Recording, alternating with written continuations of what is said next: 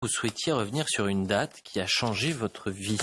C'était il y a 64 ans, très précisément, le 22 mars 1960. Philippe de Villiers, que s'est-il passé le 22 mars 1960 ? Oui, c'est une date qui a changé ma vie. J'avais 11 ans. J'étais sur mon vélo, j'ai jeté mon vélo dans le bois de la Chaboterie. C'est là que a pris fin la traque du général Charette, poursuivi comme un sanglier. Il était adossé à une cosse de frêne calcinée. Il perdait son sang. C'était là Lali. C'est là qu'il entend une voix qui se rapproche.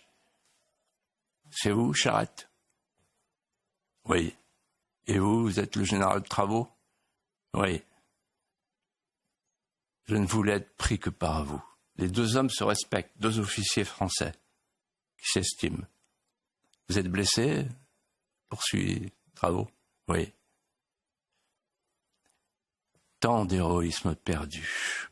Et Charette se redresse et lui dit : Monsieur, rien ne se perd jamais. Cette réplique est entrée en moi comme une maxime de vie. Elle ne me quittera plus. J'accompagne par la pensée le prisonnier. Il est traîné devant le tribunal révolutionnaire. Et pourquoi cette plume blanche que vous exhibez et qui vous désignait si imprudemment à vos adversaires ?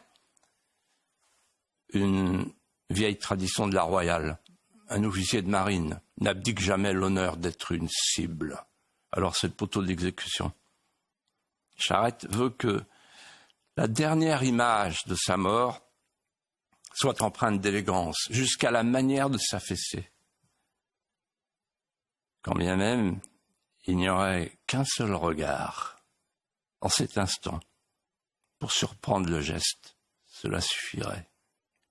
Rien ne se perd jamais. Après le crépitement du feu, Charette retient son corps qui hésite. Puis c'est le silence. Tout est fini. La cause est perdue. Et il monte en moi une protestation, une petite mélopée qui dit non.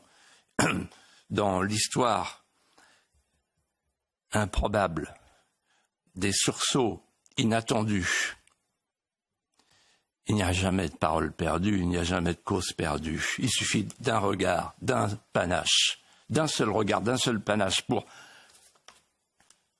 embraser une petite mémoire enfantine. Il suffit d'un sourire à la dérobée pour redessiner un monde. Il suffit d'une larme sur une seule joue, au pied du Golgotha, pour fonder une civilisation bimillénaire. Messieurs, rien ne se perd jamais.